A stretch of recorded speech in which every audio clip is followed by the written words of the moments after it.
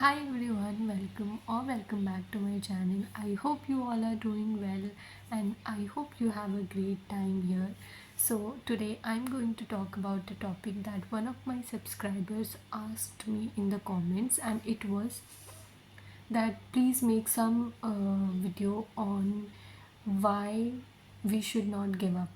I think it was like some reasons we should not give up on life or um, on your goals. Okay, so whatever I will speak in this video will be from my experience, like why I think you should not give up, and I'll give you an example. In 2019 and 2020 I was very depressed, anxious. मुझे panic attacks आते थे and I was like I need to give up on this life because I was done with it. ठीक है, I was done. But the one thing that kept me going, one thing that made me not give up on my life was my dreams. कैसे? My dream was to make so much money that I can support my family, my father, my mother. उनसे थोड़ा सा बोझ कम कर सकूं. मैं अपनी mummy को जो चाहूँ वो दे सकूँ. मेरी मम्मी को अपना मन मार के ना रहना पड़े उनको अगर कुछ ख़रीदना हो. मैंने हमेशा से देखा है कि मम्मी पापा ने कितना एडजस्ट किया है. उन्होंने हमें इतनी अच्छी लाइफ दी कि हमें कभी महसूस ही नहीं हुई कोई चीज़ की कमी. तो मुझे वो सारा ना वापस करना था अपने पेरेंट्स को. वापस इन द सेंस कि वो जो उन्होंने मुझे प्यार सपोर्ट दिया है, मुझे अपने तरफ से उनको वो सपोर्ट देना था. तो मेरे दिमाग में जब भी ये ख़्याल आता था ना कि यार नहीं हो रहा मुझसे, अब मैं क्या करूँ, तो मेरा जो ये विल पावर था कि यार मैं अभी कैसे गिव अप कर सकती हूँ लाइफ पे. फिर तो मेरे सारे सपने अधूरे रह जाएंगे, और अगर मैं गिव अप कर देती हूँ अपने लाइफ पे, अपने गोल्स पे, तो ज़िंदगी भर एक वो रह जाएगा मेरे माँ बाप को कि हमारी इतनी अच्छी बेटी थी, उसने गिव अप कर दिया. ऐसा रह जाएगा ना. तो मैं जब वो थॉट मेरे मन में आता था तो मैं डर जाती थी. फिर मैं सोचती थी कि मेरी जो चाह है अपने पेरेंट्स को एक बेटर लाइफ दिलाने के लिए, और मेरी जो चाह है अपनी लाइफ ख़त्म करने की या अपने गोल्स को छोड़ देने की या गिव अप कर देने की, वो दोनों में ना फ़र्क है. ये वाली चाह कि अपनी लाइफ को बेटर बनाना है, अपने माँ बाप को एक बहुत अच्छी लाइफ देनी, ये चाह बहुत ज़्यादा ही पावरफुल थी इस चाह के ऊपर कि गिव अप कर देना. तो जब आपकी लाइफ में दुख होता है ना, तो और आप कुछ कर नहीं पाते, आप हेल्पलेस होते हो, आपके मम्मी पापा आप परेशान हैं और आप कुछ नहीं कर पाते, आप अपने घर पे बैठे हो, तो वो फीलिंग इतनी बुरी होती है, इतनी ज़्यादा बुरी होती है कि आपको लगता है यार क्या है, मैं कुछ नहीं कर पा रही. वही मेरा मोटिवेशन है गिव अप ना करने का. मैं जब सबसे ज़्यादा फ्रस्ट्रेट हो जाती हूँ ना, जब कुछ होने लगता है लाइफ में, क्योंकि यार मिडिल क्लास फैमिली में बहुत ऐसा होता है, आपका हमेशा फाइनेंशियल इश्यूज़ रहता ही है. क्योंकि जब आपको लगेगा कि अभी थोड़ा चीज़ें ठीक हो रही है, तब कुछ ना कुछ ऐसा हो जाएगा कि अनएक्सपेक्टेड हो जाएगा कुछ. तो मैं ना फ्रस्ट्रेट हो गई थी एक टाइम पे कि लगता था ये क्या है, I need to do something, मुझे कुछ बड़ा करना है ताकि मेरी, मतलब ऐसा नहीं कि मैं ही घर का खर्चा चला रही हूँ, लेकिन मैं हेल्प तो कर पा रही हूँ ना. उनको टेंशन नहीं लेनी पड़ती. आज का ऐसा टाइम है कि मैं उनको बोल पाती हूँ कि आप टेंशन क्यों ले रहे हो, मैं हूँ ना. आपको जहाँ पे कमी लगे, मेरे पापा अपने तरफ से जो खर्च करना करते हैं, पर मैं बोलती हूँ कि आपको जहाँ पे कमी लगे मैं दे दूँगी. होता है ऐसा हमेशा.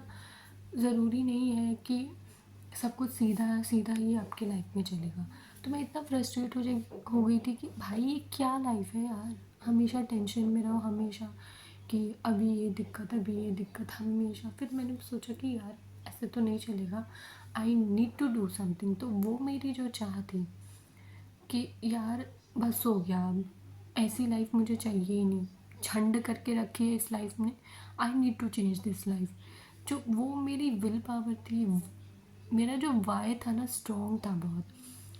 तो अगर आपके पास एक वाई नहीं है कि आप क्यों करना चाहते हो जो भी आप कर रहे हो, तो फिर वो काम नहीं आएगा, आपके अंदर वो मोटिवेशन नहीं आएगा करने का. मोटिवेशन इंटरनली होती है, आपको कोई भी बाहर की चीज़ मोटिवेट नहीं कर सकती आपको। जैसे आपको टीवी में किसी ने बोल दिया कि अरे मैंने ऐसे किया तुम भी कर लोगे, नो, वो सब काम नहीं आएगा आपके, लिटरली कभी काम नहीं आएगा। सॉरी, बीच में ब्रेक आ गया because someone was at the door. So I was saying कि हाँ, और आज मैं थोड़ी एग्जॉस्टेड भी लग रही हूँ क्योंकि मैं ना 3-4 दिन से ट्रैवल कर रही हूँ और बहुत थक गई हूँ। मुझे फिर कल से ट्रैवल करना है, तो that's a lot of chaos. So yeah, coming back to the point, पहला तो ये रीज़न था कि आपका वाई क्या है। आपका वाई इतना स्ट्रॉन्ग होना चाहिए कि आपको मन ही ना करे गिव अप करने का। तो सबसे पहले पेपर पे अपना लिख लो कि why I want to be successful, why I want to live this kind of life, जो भी आपको लाइफ चाहिए, मेरा वाई क्या है, what do I want to achieve from whatever action I will take. ठीक है, क्यों क्यों कर रही हूँ मैं ये सब, माँ बाप के लिए कर रही हूँ, अपने लिए कर रही हूँ, अपने भाई बहन के लिए कर रही हूँ। आपका रीज़न कुछ भी हो सकता है XYZ, कुछ भी रीज़न में भी आपको एक बहुत बड़ा सोशल वर्कर बनना है, आपको लोगों की मदद करनी है, तो उसके लिए आपको बहुत पैसे चाहिए होंगे ऑब्वियसली। अगर आपको किसी की हेल्प करनी है, जैसे मुझे एक बच्चे की एजुकेशन स्पॉन्सर करनी है पूरे लाइफ टाइम की, तो उसके लिए मुझे बहुत पैसे चाहिए होंगे, जो भी। तो आपका वाई बहुत बड़ा होना चाहिए, बहुत ही ज़्यादा स्ट्रॉन्ग और क्लियर होना चाहिए कि मैं ये क्यों कर रही हूँ। तो फिर जब आप गिव अप करने का सोचोगे ना, तो आपका जो वाई है वो आपको गिव अप करने नहीं देगा, वो आपको बार बार रिमाइंड कराएगा कि तूने तो ये सोचा था ना अपने लिए, तो अगर तू अभी गिव अप कर देगी तो ये जो सोचा था उसका कुछ मोल नहीं है। So talk to yourself like that. मुझे तो लगता है सिर्फ ये ही एक काफ़ी है आपको ना गिव अप करने के लिए। मैं आपको और भी कुछ रीजंस दूंगी। सो नेक्स्ट वन, इसकी जो पेन होता है वो टेम्परेरी होता है। ठीक है, pain is temporary but the regret that you will have by giving up is forever. Like every struggle you face will pass, okay, every struggle। लेकिन जो रिग्रेट आता है ना जब आप गिव अप कर देते हो, वो इतना बड़ा होता है और वो इतना ज़्यादा दिल पे लगता है कि यार क्या कर दिया मैंने, काश मैंने अपने आप को वो चांस दिया होता। Sorry, I am a little bit distracted right now, क्योंकि just no worries, I will make this video anyhow. ठीक है, अनदर रीज़न इज़ कि if you quit today you will be choosing a life of what ifs. मतलब कि you will be always in this mindset कि क्या क्या होता अगर मैंने वो कर लिया होता, क्या होता अगर मैंने नहीं गिव अप किया होता, क्या होता अगर मैंने उस टाइम पे ये एक्शन ले लिया होता। लाइक तुम यहाँ पे बैठे रहोगे and imagine you are looking back on years now and you are wondering कि यार what could have been if I would have not given up. Like the worst pain is in failure, it's knowing that you could have done better, you know।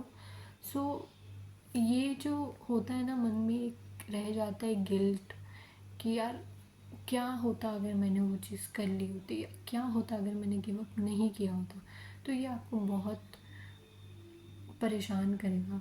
तो I think it's better to take action, it's better to not give up than living with a life of what ifs, right.